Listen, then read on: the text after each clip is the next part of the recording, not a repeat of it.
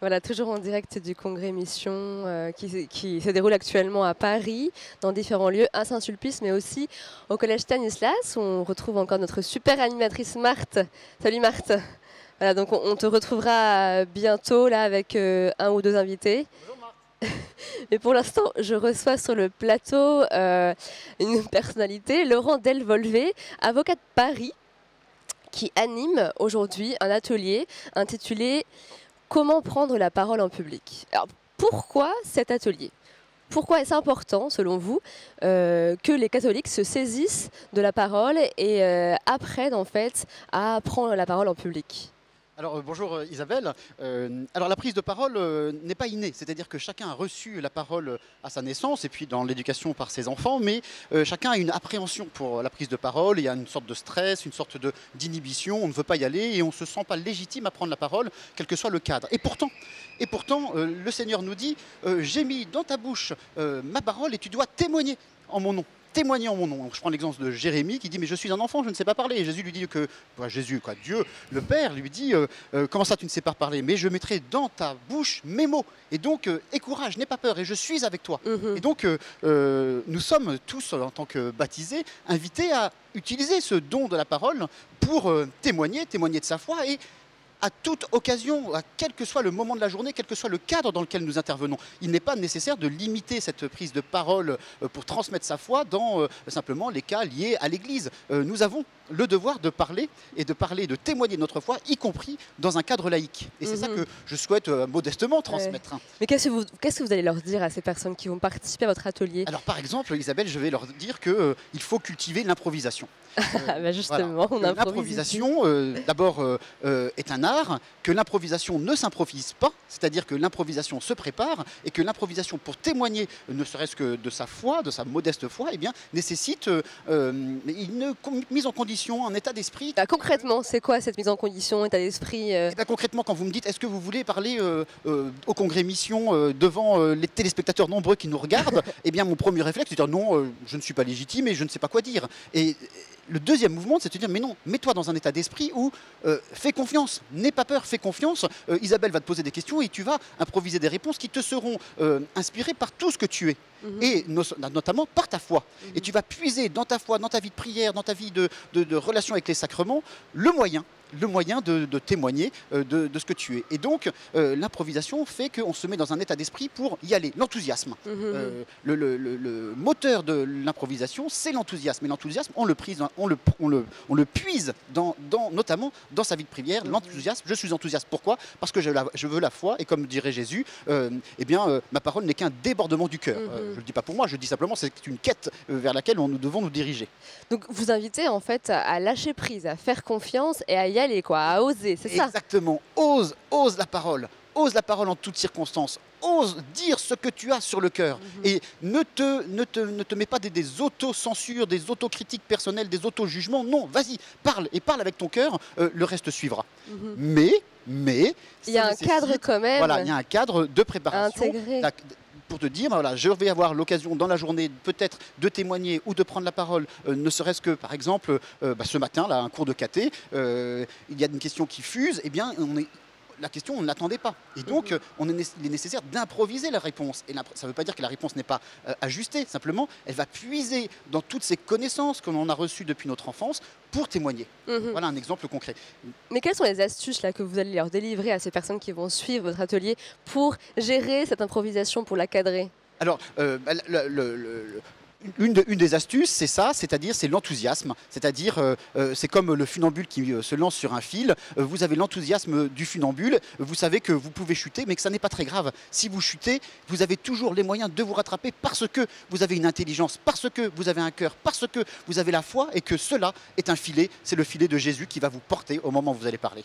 Et qu'il faut faire confiance dans ce filet-là et lui dire Seigneur, effectivement, je ne suis pas seul, car quand je parle, tu es avec moi. Alors après, on évangélise par la parole, comme vous le dites, mais on évangélise aussi par son exemple. Il n'y a pas que la parole qui joue dans l'évangélisation, non? Oui, alors il ne faut jamais séparer la prise de parole de l'action, c'est-à-dire que tous mes mots doivent être alignés avec ce que je fais, avec ce que je suis, avec ce que je présente Là, de c'est plus moi-même. compliqué. C'est là aussi où on attend l'Église et les chrétiens et les catholiques. Oui, et donc on a un devoir, c'est-à-dire que si je suis là pour témoigner de ma foi, il faut aussi que je sois exemplaire dans ma vie de tous les jours. Et donc, même si je suis pécheur, pouvoir présenter un visage transparent entre ce que je dis et ce que je suis. Il n'y ait pas un décalage entre mon discours et mes actions, et surtout entre ce que je suis. Et alors, le lien entre le discours et les actions, il ne faut pas, comme dirait le cérémonial du départ routier, il ne faut pas se payer de mots, c'est-à-dire que les mots sont importants, mais il faut les faire suivre d'actions concrètes, et donc toujours lier la parole à mes actes avant, pendant et après.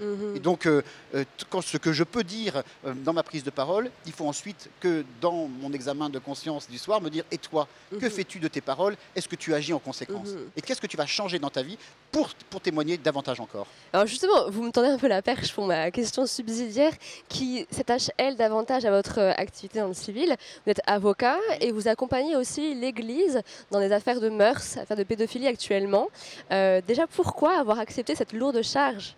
Alors, bon, effectivement, moi je suis avocat depuis une vingtaine d'années et il y a une maxime d'un ancien grand bâtonnier qui dit les défendre tous. Je défends un certain nombre de causes et pourquoi pas défendre une cause qui m'est chère, celle de l'Église, attachée au sujet lié à l'Église. Et donc, c'est quelque chose que je fais depuis ma prestation de serment et que je fais avec, je dois le dire, une grande et profonde joie, confiance aussi et un grand sérieux parce qu'il faut s'attacher sur tous ces sujets-là à avoir une vision de professionnel, le professionnel du droit, mais aussi en accompagnant, en connaissant bien les structures internes pour mieux défendre non pas pour dissimuler, mais mieux défendre pour accompagner la transformation qui est en train de s'opérer au sein de l'Église. C'est ça. Et vous pensez vraiment que l'Église a besoin et doit s'appuyer sur des professionnels qui exercent dans le civil pour amorcer, pour poursuivre cette mission, enfin, cette transformation qui est nécessaire actuellement? Oui, alors d'abord, l'Église quelquefois n'a pas le choix, c'est-à-dire que lorsqu'il y a une mise en cause, eh bien, il y a un certain nombre de professionnels qui interviennent. Lorsque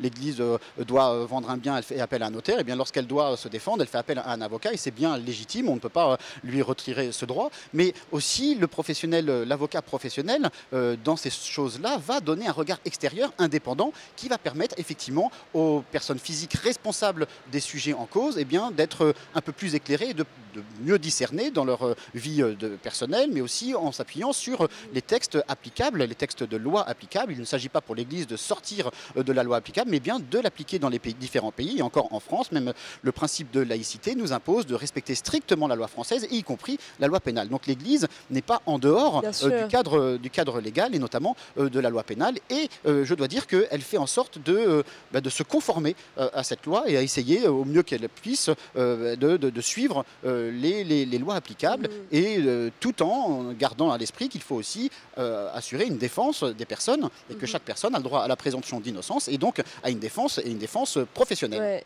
Vous parliez de regard. Oui. Quel était le regard que vous, avocat de Paris, avez apporté à l'Église ?